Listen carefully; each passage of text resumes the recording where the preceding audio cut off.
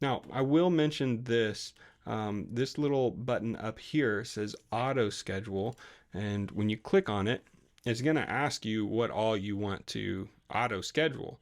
And if you have your band, ensemble, so that's for whenever we do choirs, general, vocals, whatever. As soon as you hit submit, it's going to auto populate all your people down here in any of these needed positions. It's going to put somebody in there that doesn't have a conflict. Now, there's some good things about that, and there are some pretty bad things about that. It doesn't always work great. Most people that I know who try to auto schedule, it ends up putting the same people on there over and over again. And those people can get kind of frustrated. And so be careful with auto scheduling. Be careful of depending on it too much, because you really want to, you can use it as a starting place. You can certainly use it as a starting place to get people in the right positions. But then you're going to want to go back through and check. As we've used it for like children's volunteers and stuff like that. Sometimes it'll put people, like if you want a high schooler and an adult in the same room with some children, sometimes it'll auto schedule two high schoolers together. It's like, okay, well now I've got to like go back through and manually fix everything.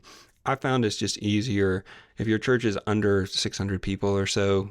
If you're dealing with less than 2 or 3 bands worth of volunteers in your worship ministry, I found it's much easier just to manually click everything. But auto scheduling can help. It helps a lot more if your people have actually blocked off their dates. Okay.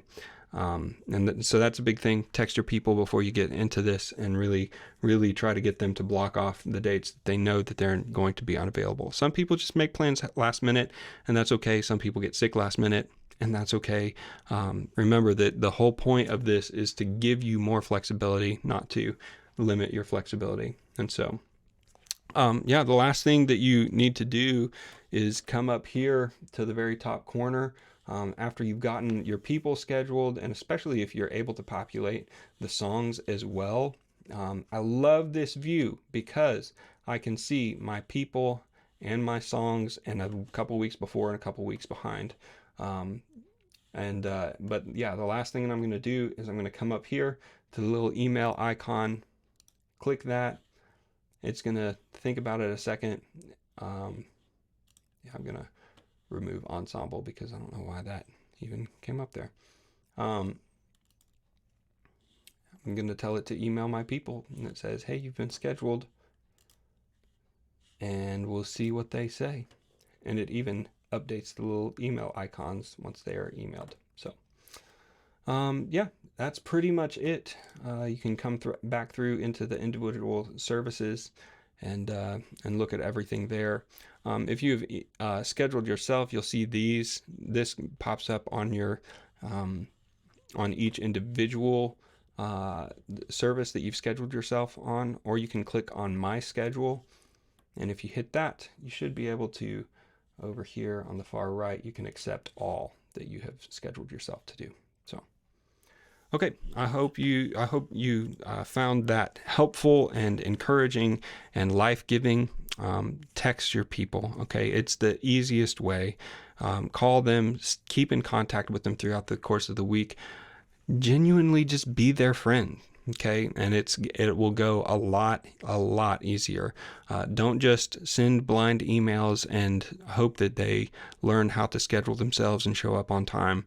Give them some opportunities, give them a framework on which to work on, hold them accountable to the things that you need to hold them accountable to, and remember throughout the whole process that you are building God's church by doing this work, okay? It's not just administrative work for the sake of doing administrative work.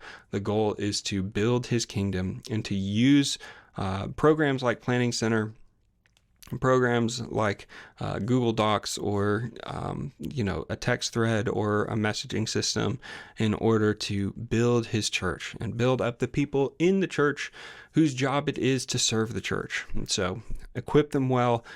Be really clear, over communicate as much as you can. Don't pester, but over communicate.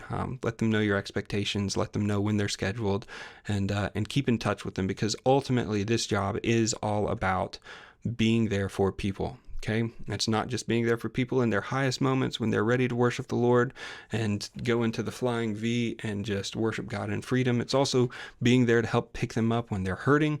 And it's also to help pick them up and help them and be encouraged to and envision a greater worship culture inside your church. It takes a lot of administrative work in order to make that happen. And so you're doing really good work by picking this up and taking that responsibility.